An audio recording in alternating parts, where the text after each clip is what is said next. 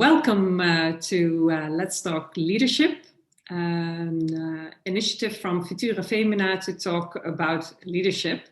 And today we have as a guest Louise, and perhaps you would like to introduce yourself? Yes, of course, Sasha. My name is Louise Lagendijk. I live in Amsterdam. I have been trained as a medical doctor here at the VU, after which I decided to do my PhD in the academic medical center here and started developing a uterus on a chip, which was a big project at Harvard back then, where we looked at the mechanical and more structural alignment of the uterus, because we were interested in how that worked, and especially the wanting to know how women can get preterm birth, because the underlying more even like genetic part wasn't very well understood, and because my PhD was in molecular genetics, I wanted to understand this. And at a certain point, I realized when I was back at Harvard that I really had made like a really beautiful uterus on a chip, because they were making a human on a chip. And I said, then I want a woman on a chip, because I was obviously in OBGYN back then. Yeah. And I thought, it's really interesting because I'm creating a uterus on a chip and I have completely lost the connection with my own uterus. Like, that's a very important one. Yeah. It's a very important one because obviously, you know, in these scenes and especially in science and in that scientific world, it's just a lot of head and it's a lot of thinking, it's a lot of analyzing, and obviously it was great and I really enjoyed every single bit of it. But I also really realized that I was working in an environment that was, you know, that was pharma and which is not bad, but I just didn't really see how that benefited every part of our well-being. And I also saw that I was working on disease only, and I actually wanted to work on health. And then, you know, you go to these kind of like, you go through these awareness trails where you're like, is this really what I should be doing? And the moment you start questioning yourself, you gotta give yourself very honest answers. And I remember going to one of these Tony Robbins events because I had always been interested in anything that had to do with personal development. And, you know, I read my fair share of Course in Miracles, and I'd been a mindfulness trainer since I was 25 and implemented it in the hospital and all. And I've been really, you know, interested in what else is out there. And I remember always being like, for instance, in internal medicine, that we would talk about kidney dysfunction or something. And I would go like, yeah, but you know that the way that, for instance, you know, the Indians look at this, and they would go like, me, seriously?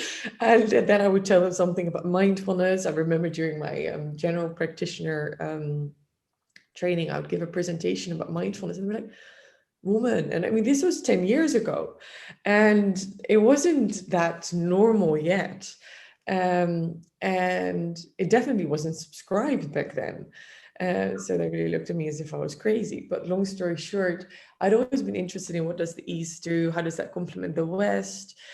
So that had always been like underlying. And then I went to one of these Tony Robbins events, I recall, in LA. And I was standing there and I had my list on the left, you know, all the things I was doing, like PhD, OBGYN. That was the next step, obviously, going into the whole residencies for that. And also, you know, all these things that I had lined up there for myself career-wise, but also like what I wanted to do, because I lived in Boston and I was there for about 2 years. And then on the right, the little other list, and that list said, I want to do stuff with yoga, I want to do like, you know, healing. And I'm like, healing? Don't be too woo-woo. But I mean, obviously I'd been doing that. And that was something that I had been interested in for a long time. I wanted to work with women, and that was a match, but that was probably like the only match. Wanted to work on health, wanted to travel the world, wanted to understand how different cultures see health and disease. And I basically realized that the curriculum that I had laid out for myself in the Western medical system had nothing to do with the things I actually wanted to know. So when you have a plan on the left that doesn't meet your needs on the right, you got to start being very honest. Exactly. So, I then decided to leave academia behind, which was tough because obviously I had already made quite a lot of progress. People were like, Louise, you're like in the top of your career. What the F are you going to do? And I said, I got to follow my heart. Oh, no, not everybody agreed with that because they were like, you got to follow your head sometimes. Like, no, I got to follow my heart. And then I made my own curriculum. So I started to learn a lot about, integrative nutrition, did the Academy of Integrative Medicine, which is for doctors who want to broaden their scope on integrative medicine. So integrative medicine is the Western medicine, and then complementary to that, there's Eastern medicine. You integrate the two. So it doesn't mean that you only go like woo woo and now, I'm going to put my hand on your head and heal, or, I'm going to give you 17 little funny leaves to chew on. It's, you actually get to do, evidence-based. One complements the other. Yeah, yeah. Yeah, and that's what I started doing. So I got my own practice, and that's and I give workshops and all these things, and it's just been a really beautiful journey so far, and I enjoy every bit of it. Yeah. Yeah, I totally resonate with that story because I have partly also a similar story growing up in the business world and starting to get also a bit more disconnected with myself and really searching for all of those things which really complement your full true being. Yeah. And so for me, that translated into also diving way more even than I already did into personal development. And with that, getting into touch with yoga and meditation and how foods can benefit yourself, and understanding how from also all of the ancient traditions, a lot of knowledge is already being captured, which we sometimes have lost right now, and which can actually help so much in our day-to-day lives, sometimes preventative, but sometimes also indeed helping people forward from where they are, because there is a body, mind, and spiritual connection, and it all feeds into each other like a wheel, which is continuously supporting itself. And for me, that is also combining the masculine side of where the environment typically is more oriented to take all of those more feminine, softer side things into account and bring them together so that we have a balance and a good foundation for which we can be truly ourselves. Yeah, absolutely. Yeah, absolutely. And when we take it from there, for me, that is also part of the definition which lies in leadership. To be truly yourself, being you and growing what is inside you, and to have you fully shine in that. And so basically, let's say as a rough definition, lead your life. That is for me taking leadership. I don't know how that is for you, Louise. Funny, because that I think used to be my way of doing it, and for a long time, when you go through the transition of actually defining what it is that's really important to you, you obviously have to take ownership of these things, and you got to really say, all right, this doesn't serve me, so I'm going to let that go. And then you have to do some, it's transformation, but it's actually very feminine, because the feminine obviously, she destructs and recreates, and destruction and creation, like our cycle every month, if you will. And from that point to lead from that knowing, if you will, that is trusting yourself above everything, right? And that's it. Clearing the clutter and all the ideas of what you should be, and how the world sees you, and how your parents want to see you, and how you thought you ought to be, all these little things. But the moment that all gets lost, or that gets lost like in the good way, that you actually lose that, then you come to the point where you're like, okay, so now I'm leading from the heart, which is where it all starts, if you ask me. Now, leading from the heart, I'm living here. And then there's something that I've come to find, that is, the moment we have set that up for ourselves and we lead from that place, we can let go of everything. And then I mean, we can surrender. Because that's obviously the second step in this, to say, all right, I don't want to lead my life. I maybe want to be led by life. And but that's really, that's perhaps even a better definition if I hear you talk like that, because for me it's what's in the core, what's inside of you. So it is leading by the heart, or what is true to you, what drives you, what motivates you, what gives you energy, and not what your whole environment might be thinking or expecting of you. And when you really get connected to what is truly inside of you, then you can make that connection with everything around you. yeah, And through that connection, you can be really you.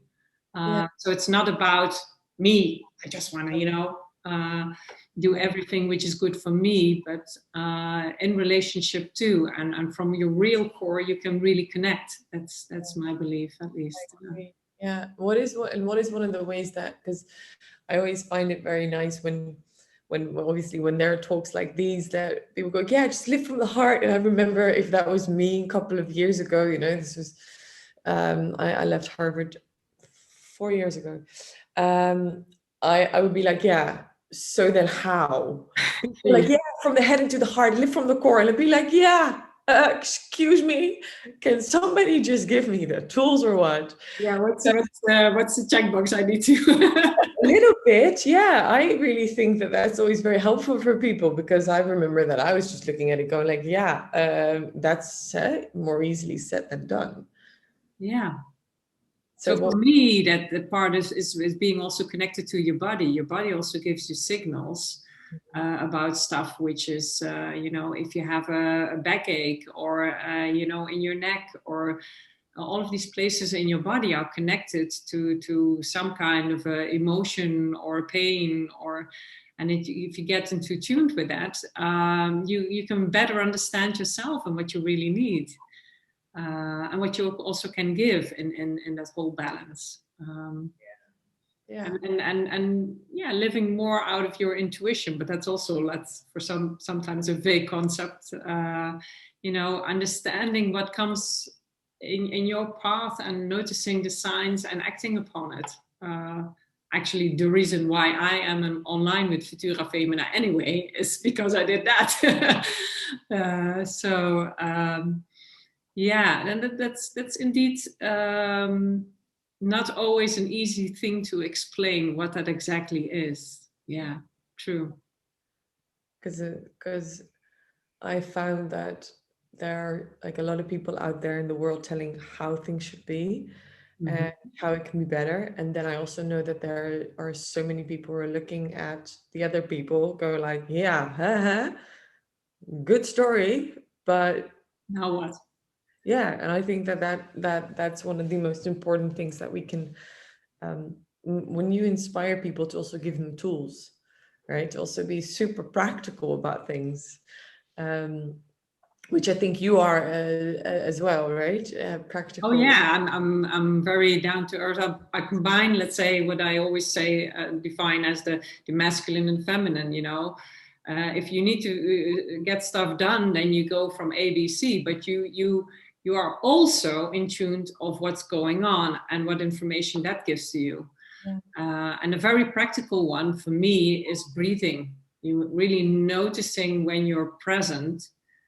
And sometimes, I had this over the weekend. Something came up and I had this whirlwind in my head. And I was like, okay, Sasha, in and out. And after doing that a few times, just 4 seconds breathing in, holding it, and really letting it fully go, that your air really leaves your body. Some people also need to really blow it out and for that to happen. And then connect with yourself and thinking, okay, I'm present again. Here I am again. That for me is a very simple, practical thing out of my toolbox, which gets me connected, and really also doable in any and every situation. Always, yeah. It's the easiest. Yeah, 100%. I couldn't agree more. Yeah. Do you have a practical toolbox item which you would like to share? Yeah, so I slow down. And that has always helped me And what to does that mean for you? Because that might also be a vague concept. physically slow down. So when I move slower, my mind goes slower. And I was once told by a professor in clinical psychology who measured my brain that I have a Ferrari in there. Well, that is brilliant and lovely. And I can also, For the academia and stuff, but yeah, sometimes it's also overwhelming. just start the motors and we'll go. Hence my successful career. Right. And still beautiful. And I really still tap into that Ferrari. The only thing is that the Ferrari needs to be in the garage sometimes. And that it wants to be in the garage. It wants to refuel, it wants to reset, it wants to just, take a chill. And I realized that I could do that on and off switch. I learned that at a certain point because I think that's what we're teaching people right now also, to just switch off and everything. But then there's like there's the on switch and then there's the off switch. So people go from doing a lot to doing nothing. But then how do you merge these two? And I find that very interesting because how can you still function at a level that helps you still, have a certain level of mental activity, because not all thinking is bad and it's not the devil either. And we both know that. It's just that if you don't become your thoughts, that's most of the thing, that you can allow your thoughts and don't go with them. True. I mean, it's not like don't be here thought. And then it's like, don't think about an ice bear, right? You gotta think about an ice bear. So you can allow them, but you just don't have to go with them. And then on the other hand, if I also know that there's like this other silence, which I can be when I'm in deep meditation or when I'm doing something creative or whatever it is, and then it becomes very silent. But obviously then there's nothing that I can really do, or that I can really, in a way, maybe practically get done. Then I want to meet in the middle. And what that is for me is to take the Ferrari on like a nice little tour. That's always how I see it. So instead of going full on the A1 or whatever, I mean, maybe German roads are better these days because you can actually drive fast. To take it for a full ride, just to say, hey, how about we're just gonna, enjoying the scenery. go for a scenic drive in my body means that when I wake up in the morning, I actually walk to the shower slower than I would normally do. And I would just slow down a bit. And that's what I learned when I would still have a lot of thoughts going on. And it's funny because obviously, after going to India for so many times and having your regular practice, these things really do subside. But it has helped me a lot to merge the two, if you will, to stay productive on one side, but on the other hand, feel calm while doing it. And to, for instance, when I work, take regular breaks helps me tremendous. Oh, yeah. Just Yeah. take a break and really take a break, not just take a break to grab something or just go back to your laptop, but to actually take a break and just look at the freaking tree for 10 minutes. Yeah, exactly. Yeah, I love doing that too. You see them behind me, but also, I have a dog, which is also super for that, From time to time, it's like, okay, I'm ready. I want some attention, or I want to go walk outside. And then you get also these moments where you really can recharge. And to become very much like if you got these 3 S's, right? Sight, sound, smell, like where you just go, right, what's the sight? What am I seeing? Just to be hyper mindful, but that stuff works. It's basic, but it works. Just to be, okay, what do I see? Okay, I see, a red sweater. I see, some green tree. I see some brown leaves. That's what I see. What do I smell? Becoming aware of the senses, right? And then, what to the present. Yeah, what's the sound that I'm hearing? All these little things always just but again, with the other S of slowing down, which always helps me. When I just walk slower, I go, oh, oh, oh. It's like my brain has to know that it doesn't have to go that fast. It goes, in a different gear. Yeah. Yeah, I really go in a different gear. You just take the Ferrari for a scenic tour. It's a lot of fun. Yeah. Yeah, and also if you then take that to one step further, even slowing down in the sense of really, having your feet touch the ground and really knowing, you're here, connecting with the earth, also doing, from time to time, years ago, I actually wasn't noticing it then, but I felt after I've done a lot of laptop work and stuff that I wanted to do the garden. Yeah.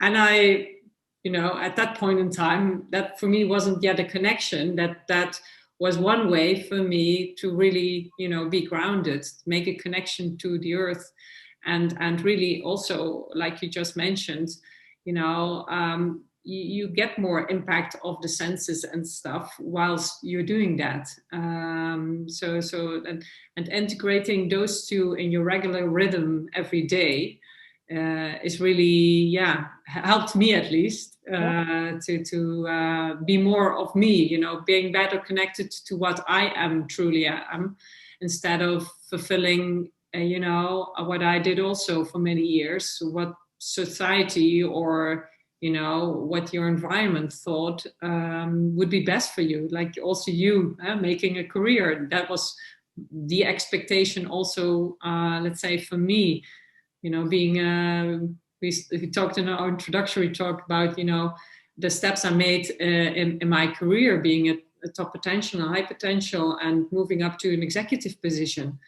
And was I then truly happy?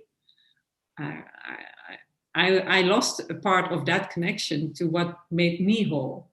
Yeah. And I'm so much happier now having that, and really knowing also what I'm all about. Yeah, well, that is key. I think ultimately you are your masterpiece, right? That's all that's what we come to do here. We come to, learn a lot of shit between the ages 0 and 7, and then we start undressing all that, sorry, pardon my French, stuff. Yeah. Again. And that's basically why we're here. So everybody thinks that the work is done between 9 to 5, but the work is actually what is the realization of, because ultimately we're all here to self-realize. And then we're like, oh, whenever you work with a coach or whenever you work with a psychologist, people go like, yeah, that's something I also do. But then I always think like, no, that's the actual work. Like, that's why you're here.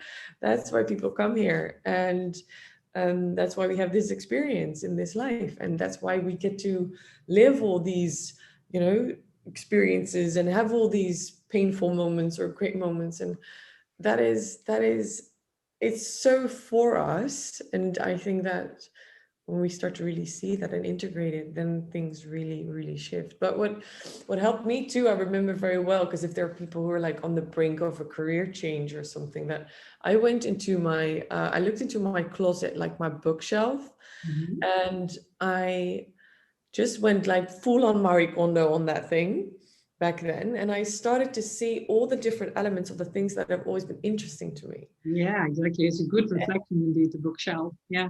And because that's what you buy, right?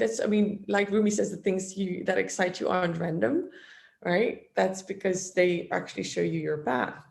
And I had a lot of books about yoga and Ayurveda and integrated medicine. And I also had books, obviously, from like embryology and gynecology or tissue engineering, which, I did a part of my PhD in.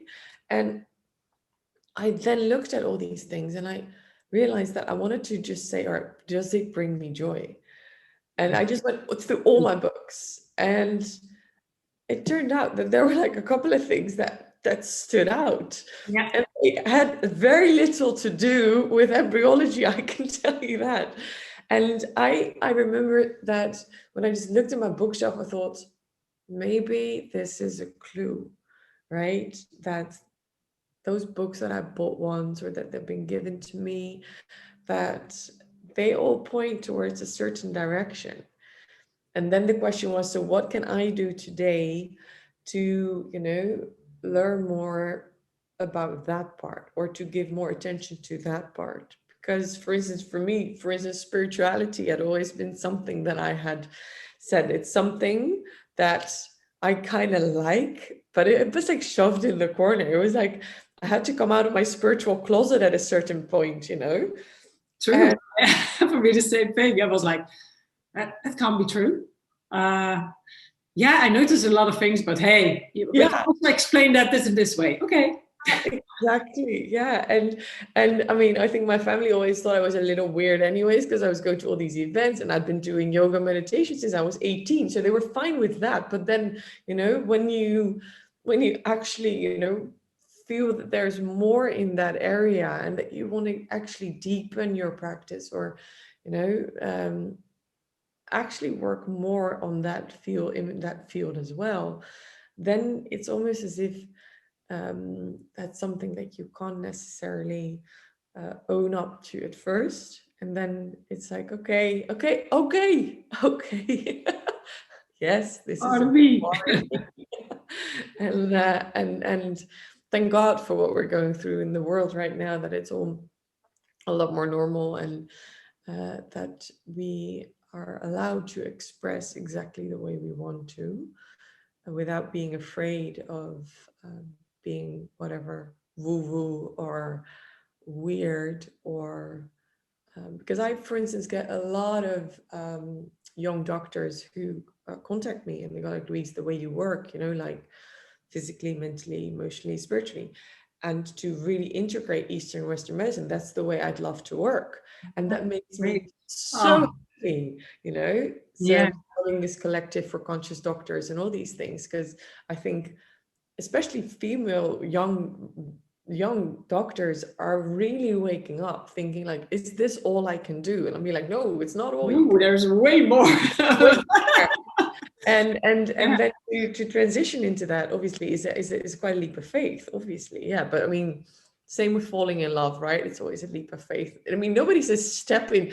I realized this the other day. I was writing down. It's like nobody says step in love. It's like fall in love. Yeah, true. Like you fall into it. Nobody holds you. It's like there is no safety net in these things, right? It's the leap of faith, and that's what I think. All the moments that we get a little scared, when we're like, okay, shit, but that is the moment that we grow, right? That's Yeah. the moment that we go, okay, I'm completely vulnerable, scared as shit, but I'm doing it Yeah. anyway. And that's when the heart gets to play, because then the heart goes, yeah, we're alive. Yeah, exactly. Yeah, yeah, and it's also great. I think, like also, for instance, Benny Brown's work and many others too, that there is now a voice to that openness to share that, and to share that you're not this, epic lifestyle that every day is great, and no, you go through struggles and you Yeah. are vulnerable and you will cry, and then you pick yourself up, and then you do even more greatness because you've learned a lesson from that, and that's what we all do day to day. And I think it's so great that there is now more transparency to talk about that, and to show that. About feelings, because ultimately what you feel is what determines the quality of your life, Yeah. right? I mean, the day-to-day moments of feelings. And I remember that when I would talk about feelings in the hospital, they'd be like, feelings? And I'm like, yeah, that shit's real. Yeah, everybody has it. Oh my god. I feel I feel stuff. But then to have like emotional intelligence, really, right? To be aware of, one, what do I even feel? I mean, that's, I think, where mindfulness comes in, to become aware of it. Like, oh, there is an emotion, and to respond rather than to react. You're like, oh, Exactly. there's an There's a emotion. big difference. Yeah. Really big difference. I Yeah. had to learn that too. And I'm still learning it, to be honest with you, right? You go like, Everybody is. We're and all it's, on a trajectory. When we stop learning, we're in this coffin thing. that it's done. But especially in intimate relationships, I think it's so interesting, because obviously, they always say like relationships are God's playground, and it's so true, because you get to see which parts of you are still reactive or are still triggered. And when you're triggered, you have a pattern there. You're like, oh gosh, okay, let's go back. And then what's the emotion that I feel, right? Is it fear? Is it anger? Is it sadness? Is it happiness? And to feel it. I think that's one of the most beautiful things we can give ourselves, um, the allowing to feel. Yeah, Like, true. be so loving towards ourselves to say, hey, it's okay, you can feel these things. You're not strange because you just got angry. You're not strange because you just got sad. You're not strange because you're happy. You're not strange because you're, afraid. It's all part of the whole thing. But to allow ourselves, we So gotta. those are the signals. Those are the, yeah, exactly. Specifically with, close relationships. Those are the best mirrors to give you back that what you can really develop for yourself. And indeed, not to, okay, there's a feeling. No, just let it happen. But like children, I live behind the British school here in Amsterdam, and I see these children every morning at 10 a.m. Bless their hearts. They just go absolutely apeshit. They just start screaming, running, crying, yelling, everything that's in their power. And I'm like, and then since when did we become boring adults? Like, we're just sitting here having it all together. And, we ought to know this, we understand everything, we analyze the living hell out of everything. But how about we just feel again? How about we just, let play? Like, just play with things. And when we start playing again, we can feel it, and then okay, it may become super bipolar because you go from like happy to sad and happy to sad, but that will even out, right? That's also the thing, that transition. I mean, feel what you feel, and then there's a way to step out of it also in a very natural way, and to say, okay, perhaps now I'm sad, I lost it for a moment, I did not know what to do anymore, but now I'm back to me, and let's make a few steps. And then, don't feel the emotion, but it doesn't, it's again also coming back to what we said before, it doesn't have to define you. There is a way how you can deal with it, and you need to enjoy the best moments, and from the worst moments, learn from it and evolve, because that is truly making your you get more clarity on what drives you and what makes you tick. And for me, that's also always the most interesting path. Yeah, absolutely. And I also found it so humbling the moment I realized that I was creating my own reality. So that I actually create this stuff. And then I'm like, okay, so if I create this, that means, or if because everybody else is an expression of me, right? As within, so without. So then if I create this person into my life, what does it say about me? If I live to learn this lesson, what does it say about me? And I think that the moment we understand that everybody else is just a projection of what we are, and that life is here to just show us that, then woof, it humbles deeply. Because then you start to understand how, say, almost like futile you are. Yeah, yeah. On the other hand, you're huge, obviously, but you're also very much just something that's observing some reality. And then you go like, okay, so why does that hurt me in this way? Why does that bug me? And what really helped me when I, for instance, went through a major breakup, because obviously I was sad and obviously I was in pain. I mean, I think we've all been there, right? That just heart shattering Oh into yeah. into a million pieces kind of pain. And to really find that voice of, like, the mother in me that loves that little one, and that to really say, right, sweetie, here you are. Okay, it's okay. I'm here with you.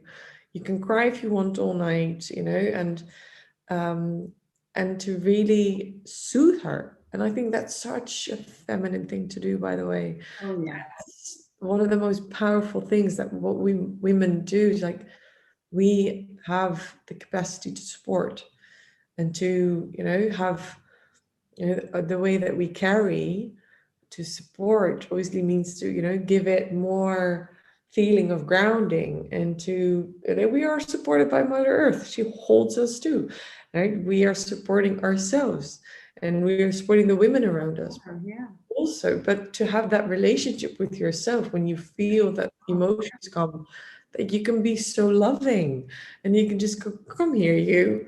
And I would just talk to myself, go, sweetie, it's okay. I'm here with you. If you need to cry, just cry. And if you're gonna, tomorrow's another day and you'll be okay. And I love you. Now let's go to sleep. Like honestly, like a mother to her Like child. you would talk to somebody else or a child, or yeah, exactly. That's what we can give ourselves. Yeah. And And then, now with that, giving that to ourselves, we can give more to others again. yeah, 100%, 100%. And Oh, that is just magnificent. If you ask me, that's one of the most beautiful things we can learn. And to be loving in the mirror. Gosh, what is that even? Right? very cool. In light of time, Louise, I want to thank you for a great conversation. And I think it's a beautiful recognition that we can have so much to give to ourselves. Mm. And with that, giving to the world. Yeah, absolutely. Thank you. My pleasure. Talk soon. Thank you.